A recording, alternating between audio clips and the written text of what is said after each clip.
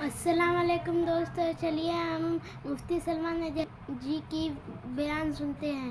قبل رب تبارک و تعالیٰ فرماتا ہے لا تقنطوا من رحمت اللہ، اللہ کی رحمت سے نا امید مت ہو۔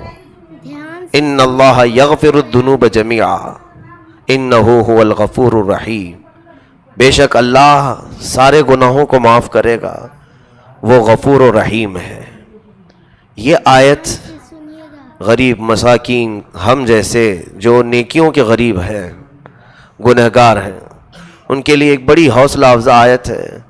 رب تعالیٰ نے یہ فرما دیا کہ نا امید نہ ہونا، اللہ کی رحمت سے نا امید نہ ہونا۔ اگر کسی نے نا امیدی کی بات کی تو کفر ہو جائے گا۔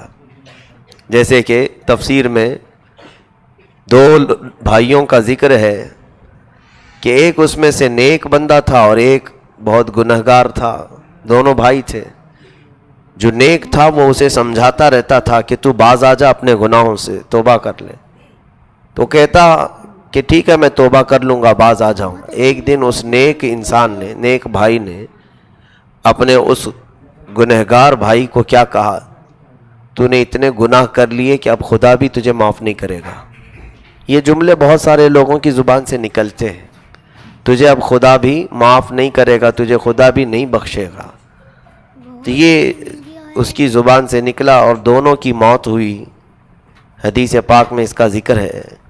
انہیں اٹھایا رب تبارک و تعالیٰ نے، اور ان کا جب حساب ہوا تو ان میں سے نیک بندے کو سب سے پہلے اٹھا کر کے پوچھا گیا تو نیکیاں تو کرتا تھا، لیکن میرے ایک گنہگار بندے کو تو نے مجھ سے نا امید کیسے کیا؟ کیا تو نے میری رحمت کو ناپ کر کے دیکھا تھا کہ میں کتنے لوگوں کو معاف کر سکتا ہوں، کس کو نہیں کر سکتا؟ رب تبارک و تعالیٰ سے کسی کو نا امید کرنا یہ مولا کو جلال میں لاتا ہے۔ بہت اچھی ویڈیو۔ اللہ رب العزت نے صرف اس جملے کی وجہ سے اسے جہنم میں ڈال دیا۔ جو نیک تھا، آلریڈی نیکیاں کرتا تھا، لیکن اس نے کہا کیا، اللہ بھی تجھے معاف نہیں کرے گا۔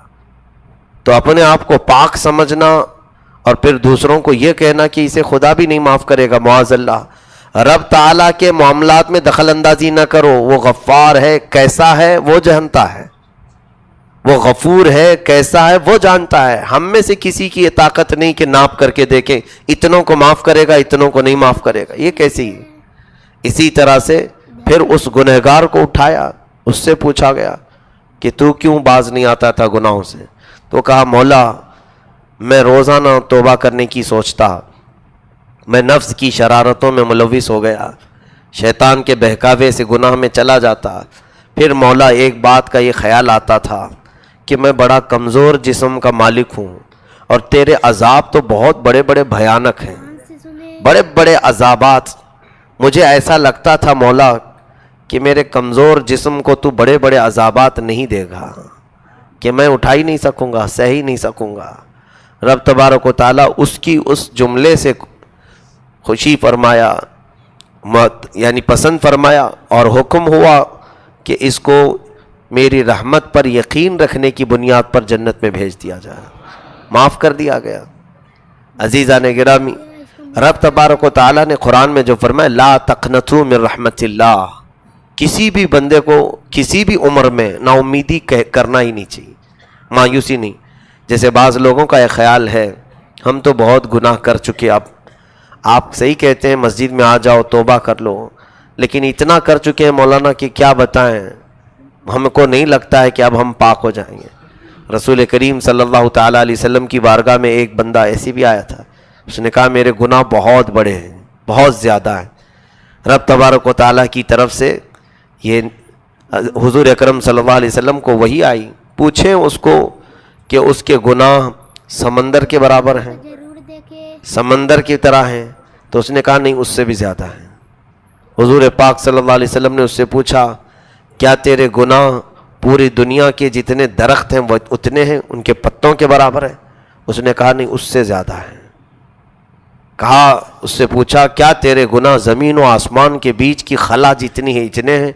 کہا ہو سکتا ہے اس سے بھی زیادہ ہو۔ تب رب تبارک و تعالیٰ نے فرمایا اے محبوب اس سے پوچھے کیا اس کے گناہ میری رحمت سے بھی زیادہ ہیں؟ بہت تو وہ بندہ کہنے لگا میں نے رب کی رحمت کو ناپا نہیں، یقیناً اس کی رحمت پوری کائنات کو گھیرے ہوئے ہے، میرے گناہ اس سے زیادہ نہیں ہوں گے۔ تب اس کے لیے حکم آیا کہ مولا اپنی رحمت میں ہر گنہگار کو چھپا لے گا۔ رحمت خداوندی، اللہ کی رحمت کتنی ہے، وسعت رحمتی کل شیء، اللہ تو فرماتا ہے قرآن پاک میں ہر چیز کو میری رحمت نے گھیر لیا ہے۔ اگر اللہ کی رحمت نہ ہوتی تو کوئی ماں اپنے بچے سے محبت نہ کر رہی ہوتی۔ ماں جو اپنے بیٹے سے پیار کرتی ہے، محبت کرتی ہے، اس کے دل میں جو رحم کا مادہ ڈالا ہے، یہ اللہ کی رحمت ہے، رب تبارک و تعالیٰ کی رحمت کا حصہ ہے۔ ہم آپس میں ایک دوسرے سے بغیر جھگڑے ہوئے جو صحیح سلامت محبت کے ساتھ رہتے ہیں، اس میں اللہ تعالیٰ کی رحمت ہے۔ اور اسی طرح سے ہمارے لیے رحمت کے اگر حصے میں آپ کو گناؤں، اللہ تعالیٰ کی رحمت کا ایک حصہ ہے کہ ہم پر آسمان کو معلق رکھا ہے، گرنے نہیں دیتا۔ کہیں آسمان کا کوئی پلر دیکھا آپ نے، ستون دیکھا ہے؟ بغیر ستون کے اس آسمان کو قائم رکھا ہے، کسی کے سر پر گرنے نہیں دیتا، یہ اس کی رحمت کا حصہ ہے۔ زمین کو اس نے پانی پر بچھا رکھا ہے لیکن کبھی ڈولتی نہیں ہے، ہمارے لیے مضبوط ہے، جہاں چل رہے ہیں قرار ہے اس کے اندر، یہ اللہ کی رحمت کا حصہ ہے۔ فرمایا گیا کہ اگر آسمان سے بارش کو چھوڑ دیا جائے، دروازے کھول کر، پوری دنیا بہہ جائے گی۔ پھر ہوتا کیا ہے؟ فرمایا کہ ایک ایک بوند کو ایک ایک فرشتہ نیچے لا کر رکھ کے جاتا ہے جب بھی بارش ہوتی، تاکہ بندوں پر ہلاکت نہ آ جائے۔ اگر وہاں سے برسا دیا جائے پریشر سے، سب بہہ جائیں گے۔ میرے عزیزو، یہ رحمت کے حصے ہیں اللہ رب العزت کے جو دنیا میں ہم دیکھ رہے ہیں۔ اس کے علاوہ ہمیں وقت پر بھوک کا احساس ہونا، کیا تمہارے کنٹرول میں ہے یہ؟ جب چاہو تمہیں بھوک لگ جائے، یہ قدرت خداوندی کا نظام ہے آپ کے اندر۔ کئی تو ایسے ہیں جن کو بھوک لگتی ہی نہیں، وہ بیماری الگ ہے۔ یعنی ہم کو وقت پر بھوک لگنا، ہمارے آرام کے وقت نیند کا آنا، یہ اللہ کی رحمتوں میں سے ہے۔ یہ تمام چیزیں اس کی رحمت ہے ہم پر اور نعمتیں ہیں اس کی۔ اب اس کے علاوہ سنیے، روایت میں موجود ہے اللہ رب العزت نے فرمایا کہ اللہ کی رحمت کے 100 حصے ہیں۔ اگر اللہ کی رحمت کے 100 حصے، دنیا میں جو کچھ بھی تم رحمتیں دیکھ رہے ہو اللہ کی، یہ ان 100 میں سے صرف ایک حصہ اللہ نے ظاہر کیا ہے، اور باقی 99 حصے قیامت کے دن کے لیے رکھا ہے۔ رب رحیم ہے، اسی لیے سورہ غافر کی شروعات ہی ہوتی ہے غافر الذنب وقابل التوب، وہ گناہوں کو بخشنے والا ہے اور توبہ کو قبول کرنے والا ہے۔ ہاں، اللہ رب العزت نے اپنی رحمت کے بے شمار ہمیں حصے یہاں پر دنیا میں عطا کیے ہیں۔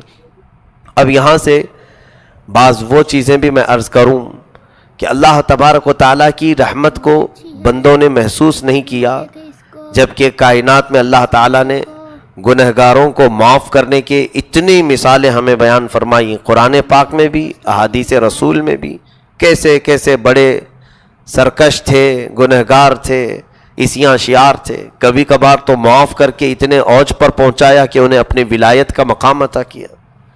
تو لا تقنطوا من رحمت اللہ، اللہ کی رحمت سے نا امید مت ہو۔ جو بات میں کہنے جا رہا تھا وہ یہ تھی، بعض لوگوں کی یہ جو شکایت ہے کہ ہم بہت غلط کاموں میں پڑے رہ گئے، اب پتہ نہیں ہم صحیح ہو پائیں گے یا نہیں۔ ایسا خیال بھی نہ آنے دیں، بلکہ یہ خیال شیطانی خیال ہے۔ شیطان تمہارے دماغ میں یہ ڈالتا ہے کہ تم اب بہت گناہ کر چکے ہو، کائے کو توبہ کرو گے، چھوڑو جیسے ہیں ویسے ہی رہنے دو۔ اور کبھی کبھار کیا ہوتا ہے، توبہ کر کے بندہ صحیح ہونے لگتا ہے تو اس کو کچھ زیادہ مشکلات اور پریشانی آنے لگتی۔ جب آوارہ تھا تو کوئی کچھ بولتا نہیں تھا، جب سدھر گیا تو تانے بہت دیتے ہیں، اچھا ہو گیا تو اسے ٹوکا بہت جاتا ہے، تو ایسا ہے ویسا ہے۔ تو ابلیس لعین اس کے دماغ میں خیال لاتا ہے، ارے وہی زندگی اچھی تھی، پہلے کی زندگی، اس میں تو خوش تھا، کوئی کچھ بولتا ہی نہیں تھا۔ یہ کیا ہے کہ اچھا ہونے کی کوشش کر رہا ہوں تو ہر کوئی ٹوک رہا ہے۔ میرے عزیزو، اب تمہاری یہاں پر ایمان اور تمہارے استقامت کا